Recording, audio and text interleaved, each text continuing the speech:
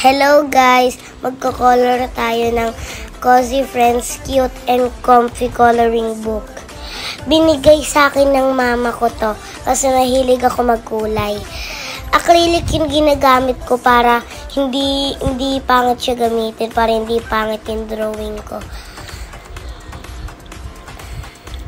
At pangalan ko si Bien. Magaling po ako mag-color. Yung bata pa po ako, marunong na po ako mag-drawing ng anime. Kaya po, binili po sa akin ng mama ko to. Ayan guys, mag-start na ako mag-color. May pink paint, may sunscreen, may yarn, may parang clock na po ng aso, tapos headphones, tissue, passport, manok,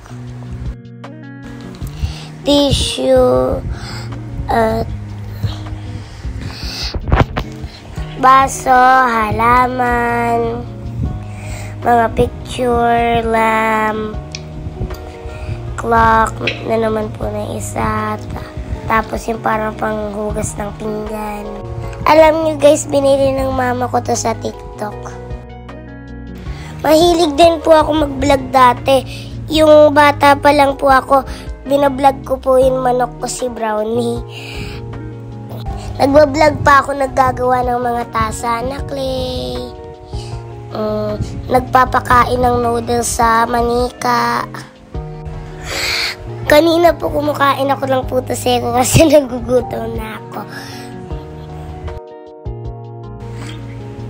Ang dami ko pong art supplies kasi mahilig talaga ako mag-color eh.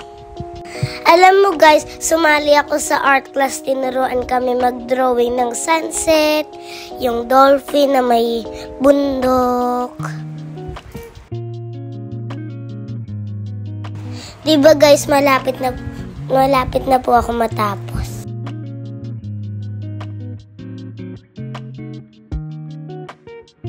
Alam nyo guys, ang ganda po ng coloring book na to kasi hindi po siya nababakat yung acrylic ko. Ang kapal din ng papel.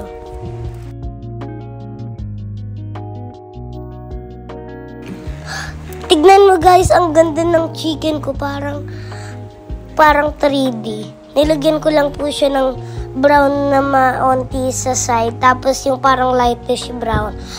Tapos pinaghalo ko yung kulay. Ayan.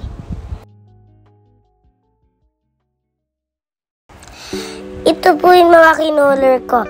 Yung post na parang clock, tapos yung picture ng aso, yung parang panghugas pa sa plato, tapos yarn, baso, yung baso, yung parang panghugas sa plato.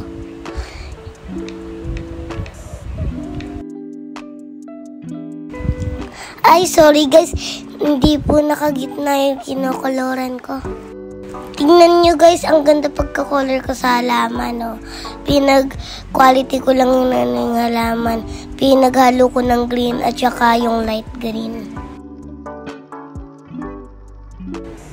May baso, may headphones,